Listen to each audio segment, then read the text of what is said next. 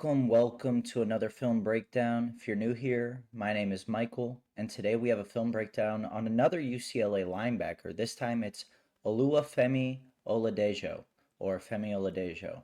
And he kind of took the country by storm this year. He led UCLA with 13 and a half tackles for loss, and he had 4.5 sacks. He was really productive as kind of that kind of typical 3-4 edge rusher, firing off the edge a lot of the times, weak side linebacker, that sort of thing. And he started as a linebacker and has since kind of transitioned so into that traditional edge rusher role. And I think that's where he'll find a home in the NFL. Oladejo is 6'3", 259. He has 33 and 3/8 inch arms, which is great length. And it definitely shows up on tape. He's got the vines for arms. He started off his career at Cal where he was, you know, more so, yeah, he was a good player towards his second season at Cal, partly that to a transfer to UCLA, and eventually became the player that we are seeing today.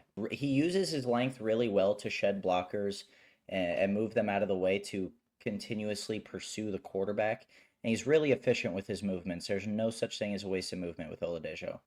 He has pretty tremendous power for the position to be able to kind of just long arm offensive tackles and begin the walk back process.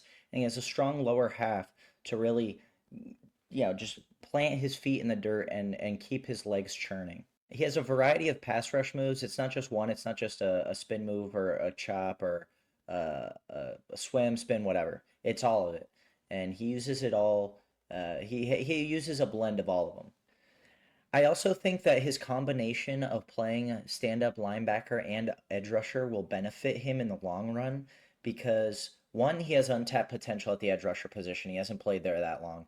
And two, he has the, instincts of a linebacker in terms of scanning the field, seeing what's going on, being almost the quarterback of the defense. And now he's got the prowess of an edge rusher just getting after it. If you blend those two, you're going to have an edge rusher with great instincts in both the run and the pass, and you're going to have a guy that can get after the quarterback on any given play. I don't think Oladejo is going to come into the NFL and instantly be a success. I think it's going to be a work in progress just because he needs a lot of polish to his edge rush game. He hasn't played there that long. He also needs to develop more of a consistent plan at the point of attack. A lot of the times he can get stalled by those bigger offensive tackles, and then he kind of looks lost or clueless out there, and I would like to see more of a developed plan of attack. He's also not very explosive out of the stance. He has kind of a slow get off, which allows offensive tackles to get that kick step out and beat him to the edge. And I think Femi wins in such unique ways. His ability to win with straight speed or just power on any given snap is pretty impressive. So right here, going to see him over here, and he's just going to win with speed on the edge. There's nothing else to it. Straight line speed, quick little move, gets a quarterback hurry. Love to see it. I do think the lack of a pass rush plan really does haunt him because when he goes into a rep and decides, okay, I'm gonna try to win the edge with speed, he has a tough time deciding if he should counter inside or put a move on or cut into the offensive tackle and use his strength. And instead, sometimes with those speed rushes specifically, he just works himself too far upfield when he should have cut inside. And that's exactly what you'll see right here. Femi's just going to shoot and keep going, and eventually he's way out of the play. He's off, but he's way too far up down the field. Femi is just an excellent run defender on the edge. His instincts and his pursuit of the ball carrier and ability to not get shaken by anything along the line is fairly impressive for the position, and it definitely points us back to his linebacker background. So you're going to see him right here, and he's going to get blocked, a little crack block, but he just tosses the tight end out of the way and stays in pursuit of the running back. That's a tackle for loss. That's amazing.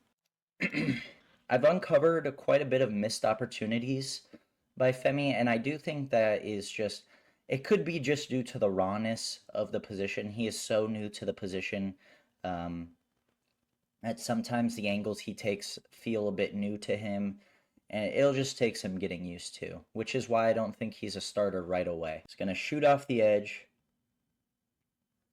get through the tight end, and just misses an opportunity to get a sack there. Would have been a highlight reel worthy play. Oladejo has great bend, great athleticism, so a lot of the times, or most of the time at least, he's going to win that leverage battle. He's going to get lower. But when he doesn't, he is severely outmuscled. I want to take a look at this rep. And 60 just gets under him and dominates him and just takes him for a ride. One thing that's standing out to me is simply Oladejo's compete level. He has such a high motor.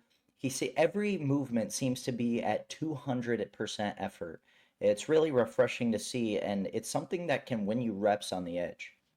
And he's just going to use that motor here to basically just get his hand in the face of a quarterback and force a slightly more inaccurate football. And who knows, maybe that's the only reason that pass is incomplete, because it's only incomplete by a few inches. Wanted to show a little combination of both Carson Schwessinger and Femi Oladejo getting home here. Schwessinger does most of the work, but Oladejo would have had the sack if it weren't for Carson. Oladejo right here shoots up the gap with Carson. It's a half sack for him. I also think Oladejo is really awesome with the things that don't necessarily show up on the stat sheet. And one of those things is overpowering or outworking his opponent, right? So if he's collapsing the pocket on his own and the quarterback rolls out to the opposite side and takes a nasty hit, he's not rewarded on the stat sheet, but that rollout was caused by Oladejo. And a little foreshadowing for you, that's exactly what happens here. Oladejo just gets into the pads, works him back, forces the quarterback to roll out, and the quarterback takes a big ol' hit. I do think that Oladejo's ability to just see the run game for what it is and penetrate the backfield from the edge is pretty special, top of the line for this class. And to me, it all comes back to his background as a stand-up linebacker. You're going to see him here, and this is Caleb Johnson. This is no slouch. You're going to see him just take on Johnson. He went with the slide protection, saw Johnson try to take the ball up the gut, immediately changed directions and brought Johnson down behind the line of scrimmage. And that, like I said, he sees the run game for what it is. He is very rarely fooled by play action, okay? He is going to follow the ball the whole way. So watch Oladejo here.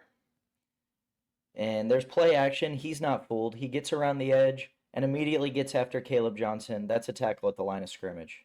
I hate to be too reactionary, but Femi Oladejo is kind of just good at everything. The problem is that he's pretty raw for the position. A 4-year player in college, he just doesn't have the experience at the position he's going to play in the NFL. I think he has great size. He has great instincts. I think he's going to be really good. Really, really good. I have a round 2 grade on him. I think he can be a starter by the end of the rookie year. I don't know that he comes in as one. He's going to take some development. So get him in a really fun defensive scheme. I'm thinking Panthers round 2 pick. I think that could be really fun, but we'll see. But I really like his tape. So let me know if you guys like him. But until next time, I love you very much. Accomplish your dreams. Peace out.